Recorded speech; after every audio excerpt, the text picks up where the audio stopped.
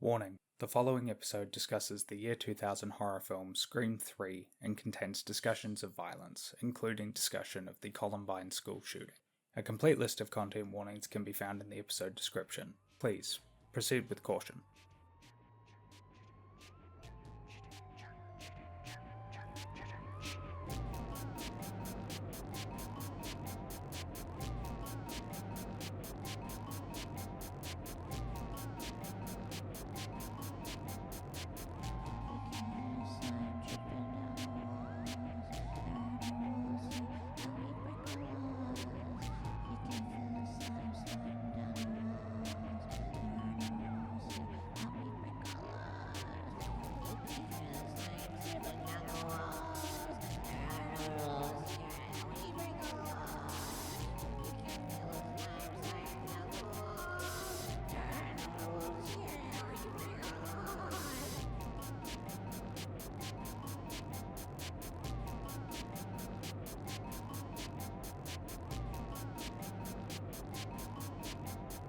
Hello, and welcome to the Most Maligned Horror Podcast, a show offering critical analysis and contextualization of the horror films of the early 2000s. I'm your host, Macaulay Elijah Quinn. I am a filmmaker and film critic, and on today's episode I'll be discussing with you February 2000's Scream 3. Now, is Scream 3 the best Scream sequel? I think so. I think it might be. I really love this film. I'd obviously seen it before. One of the first horror franchises that I really fell in love with was the Scream franchise, actually. I've talked before about how I didn't watch a lot of horror adjacent media as a kid, but when I did start watching horror films around sort of 2008, 2009, one of the first ones that I watched was Scream, and then I sort of immediately blew through the rest of the series, and I loved it. Absolutely adored the entire franchise. So because I had seen this film before, and because the Scream franchise is so wildly popular, I made a point this time around of going and looking at a lot of the critical reception to the film. I listened to a lot of different podcasts, I read a lot of reviews on Letterboxd, looked at a lot of more professional criticism of the film as well, and I was kind of surprised to learn that this had for a very long time been considered the worst Scream film until the release of Scream 4 and then Scream 5 last year. Scream 3 had been considered the worst Scream film, and I'm just sort of blown away by this assessment. I had always thought of Scream 3 as being one of the better films in the series. I'd also always read Scream 3 as being sort of the post Scream slasher, if that makes any sense. It's a film that I feel is more in conversation with the glut of slasher films that released post Scream 1 that tried to tackle the same sort of meta commentary that made that film so popular, than it is a film that's in conversation with the rest of the franchise. What I mean by this is when I think about Scream 2, Scream 2 is to me a pretty paint by numbers sequel. It's a very generic sequel in that way. It is a film that is it's more of the same, let's say. It is doing Scream 1 again and more, and that's kind of all that there is to it. Scream 3 though was, I think, when the series really started to take some big swings. This is, like our previous film, Cabin by the Lake, a film about filmmaking. It is a horror film about horror films, but this time around it is a much more cynical approach than was taken in either Scream 1 or Scream 2, and even really Scream 4 and 5, now that I think about it. What I did also notice this time around, and this is where the method of this show really starts to sort of pay off, is that looking at what was happening culturally at the time of this film's release, this film released very early in February of 2000, looking at what was happening in the world around this same time, it puts a lot of things into, not into perspective, but it made a few things sort of click into place for me. And I now believe that Scream 3 is, in a lot of ways, the quintessential post-Columbine horror film. That isn't to say that it was the first horror film to release after Columbine, nor was it the first film, I think, to really sort of tackle what happened there, and sort of the tragedy of it all. But it is, I think, the first horror film that really, really gets it and has something actually like important and revealing to say about these sorts of tragedies. So the Columbine massacre took place in April of '99, and the actions of Eric Harris and Dylan Klebold, they really shaped the art of the early aughts in a really profound way. They changed how art was talked about for years. And there's a few different reasons for this. The primary one is that popular culture was scapegoated. Popular culture was presented as being the reason for Columbine. Obviously, the big one is the video game series Doom. The perpetrators of the shooting had recreated their school as levels in the video game Doom, and this was very, very heavily publicized. But as well, there were various movies, books, even albums that were brought before the courts and presented as being in some way motivational, as being, if not the reason for the shooting, then certainly contributing factors in the shooting. And this was done, let's be just really, really clear about this. This was done as a way of papering over what was a fundamental failing of the American empire. You know, this wasn't the first school shooting, nor would it be the last, but it was the one that really brought conversations about gun control to the fore. And the American empire absolutely loves its guns. You know, the National Rifle Association, they made a point of trying to distance themselves as best they can, as best they could from the shooting.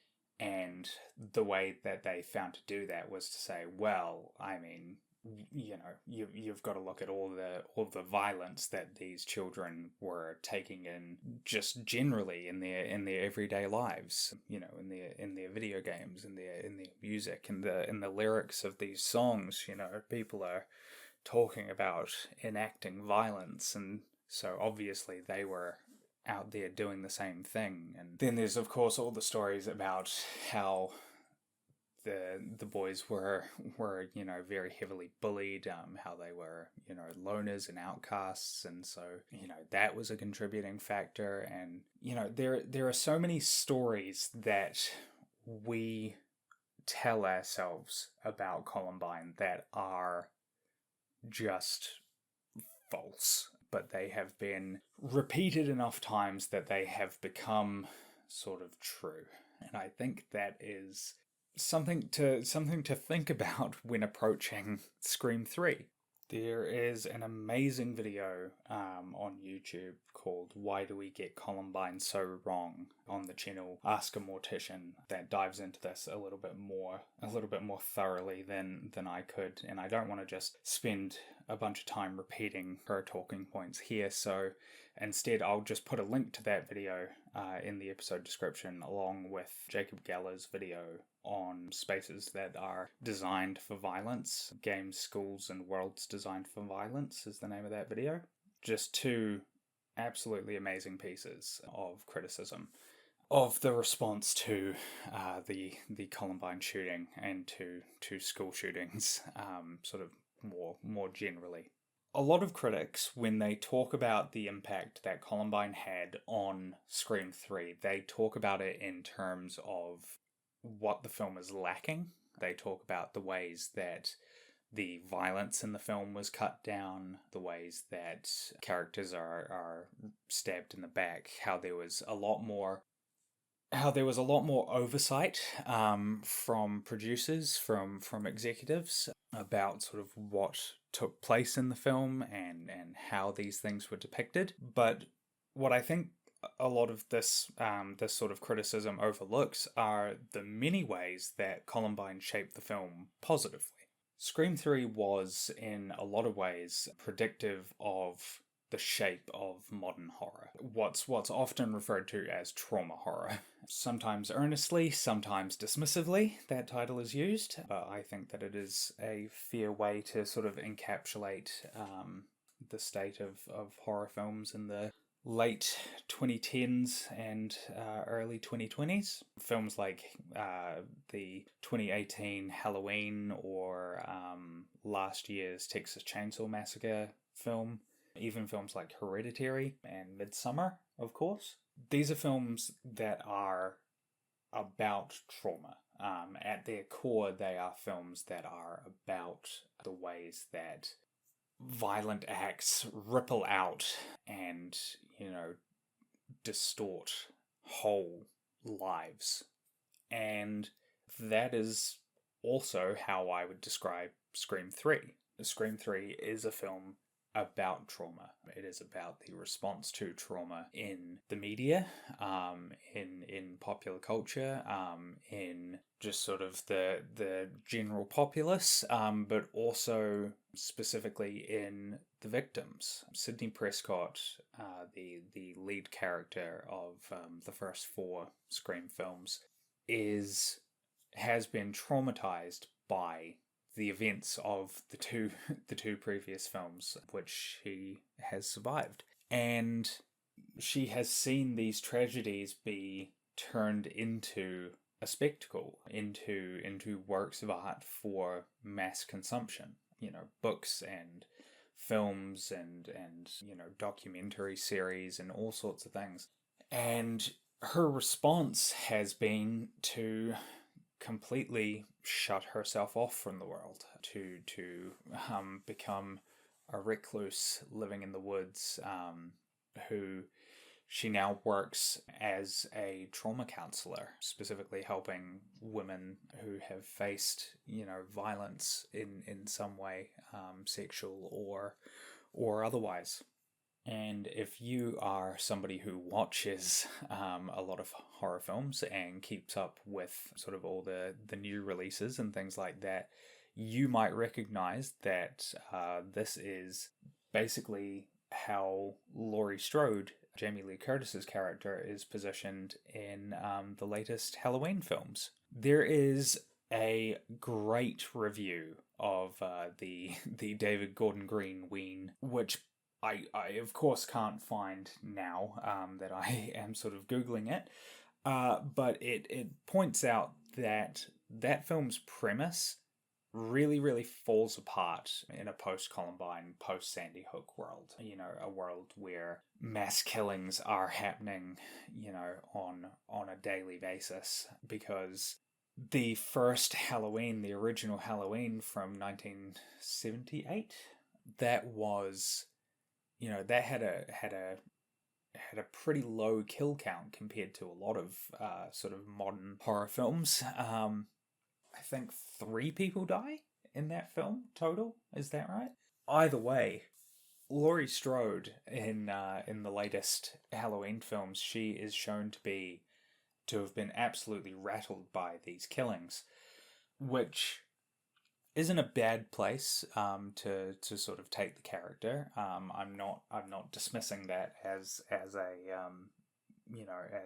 as the beginning of a story arc. But one of the other things that this review points out, and I'm sort of working from memory here, but it's that this latest Halloween 2018, really it presents itself as being the true sequel to the original Halloween. It is, it is picking up where that film left off, ignoring the other films in the series, the other, all of your H2Os and your Rob Zombies Halloween remakes and all of that sort of business. Instead, it's just Halloween the original and then Halloween 2018. But for Laurie's arc to make sense in Halloween 2018, it requires that these other films remain in continuity, because otherwise her obsession with Michael Myers, it really doesn't make much sense. This is somebody who, 70, 80, 90, 2000, 2010, so 40 years ago now, this guy murdered 3 of your friends, and you have spent that entire time just obsessing over when he will make his return. When you really put it under any sort of scrutiny, it sort of falls apart. Whereas Scream 3, because it is the 3rd film in the series, it's very, very easy to buy this arc for Sydney. It's very easy to believe that this is where we find her at the start of the film, because we know exactly what has happened to her. We have followed her every step of the way. We know what happened with with Billy in the first film, and how much that affected her, and we see that play out in Scream 2 in the climax of the film, where her boyfriend, her very, very forgettable college boyfriend, he's presented as possibly being a killer akin to Billy Loomis, and she is very quick to believe it because she has this past trauma. And so when we then see her in Scream 3, and she is in this really depressive state, she is haunted by the ghost of her mother, but also the guilt of the previous 2 films. Her best friend died in the first film, and then her next friend, all of her friends then died in the second film. Her boyfriend again dies, and so we know that what has happened to Sydney, it has weight. I really believe that continuity is key for establishing these sorts of trauma-based stories, which isn't to say that you can't have, standalone films about trauma, but I think that continuity really, really helps. I think that it just adds a depth to it, because the audience is able to more closely follow along with the character's emotional state. I'm actually reminded of the character Dick Casablancas from Veronica Mars. This is a very weird pull. Dick Casablancas in Veronica Mars, throughout the first 2 seasons, is presented as just a dullard. He's just a really, really dim-witted, borderline alcoholic, drug-using, drug-dealing, bro. Where this gets complicated is in season 3. In season 2 of Veronica Mars, the overarching storyline is that there has been a bus full of students that has been purposefully driven off of a cliff, and this has killed a number of people. And it is revealed that Dick's brother, a guy named Casey, is responsible for the killings. And his reasoning is very, very complicated, and I'm not going to talk through the entire thing, because this is not a show about Veronica Mars. This is a show about Scream 3. In season 3 of Veronica Mars, Dick Casablancas goes through this really, really, I think, genuinely affecting story arc where he is sort of grappling with the fact that he is in some way responsible for his brother's turn to murder. And we see that he has fallen into a deep depression. He is drinking and he is using drugs far more than usual. He is really on a pretty self-destructive course.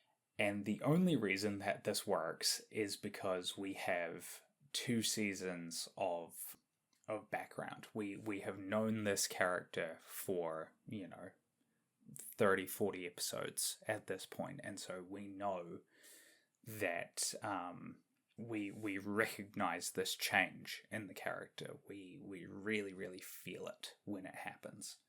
Anywho, Scream 3. Scream 3 is a very, very cynical film. It is a film that really sees itself as being, in the wake of Columbine, it sees itself as being a little bit tasteless.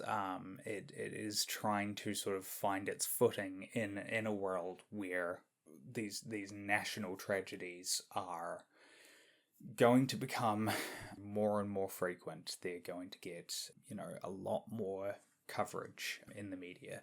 And this isn't even, we haven't even talked yet about how the film portrays sexual assault, sexual abuse in the film industry, and how this reads, knowing that Harvey Weinstein was heavily involved in the production of all 4 of the original Scream films.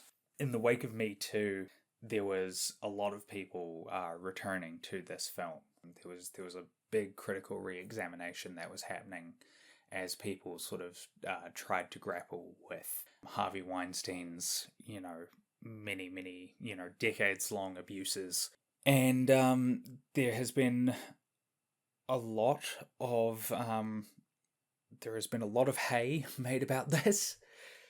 While I stand by my statement that this is a film about trauma, it's also, I think, fair to say that this is a film about sexual assault, sexual abuse. Its plot hinges on Sydney's mother's abuse at the hands of Milton, the longtime film director, film producer.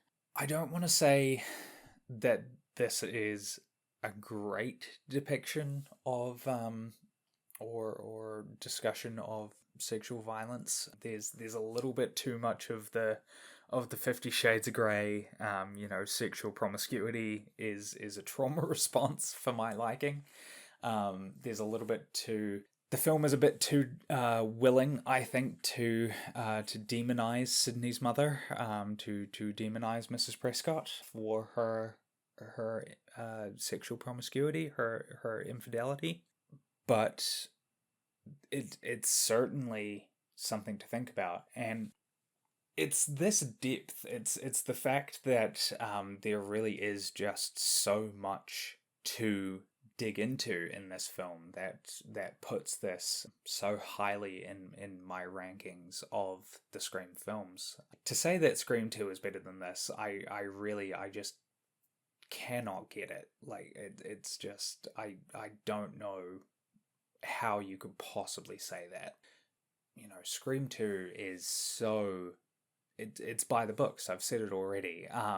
It is the quintessential sequel. It is the horror film sequel. And Scream 3, it's not always successful, but man, it's taken some big swings. It's really going for it. It is a film that wants to say something. And I don't know, I really personally admire that. That'll do it for today's episode. I'd like to thank Janka Galonis for the use of her track Slime dripping down the walls off of the album Funtime Party Gal. A link to that album and to their Bandcamp can be found in the episode description. If you have any comments or queries regarding the show and you want to get in touch, you can do that on Twitter at Most Maligned or via email mostmaligned@gmail.com. If you enjoyed this episode, I'd ask that you please consider supporting the show at patreon.com/mostmaligned, where for just $5 a month, you'll receive exclusive access to Take Two, a semi-weekly show offering critical analysis and contextualization of those films which have not made it onto the main feed. This week, you'll find a discussion of January 2000's J-horror film Isola, Multiple Personality Girl. If you could please take a moment to leave a rating and review on your podcast platform of choice, I would really appreciate it. Good word of mouth is so important in helping to increase this show's listenership, especially in these early days. Next week on the show, we'll be discussing February 2000's Uzumaki, the live-action adaptation of horror icon Junji Ito's seminal work. But until then, this has been the Most Maligned Horror Podcast.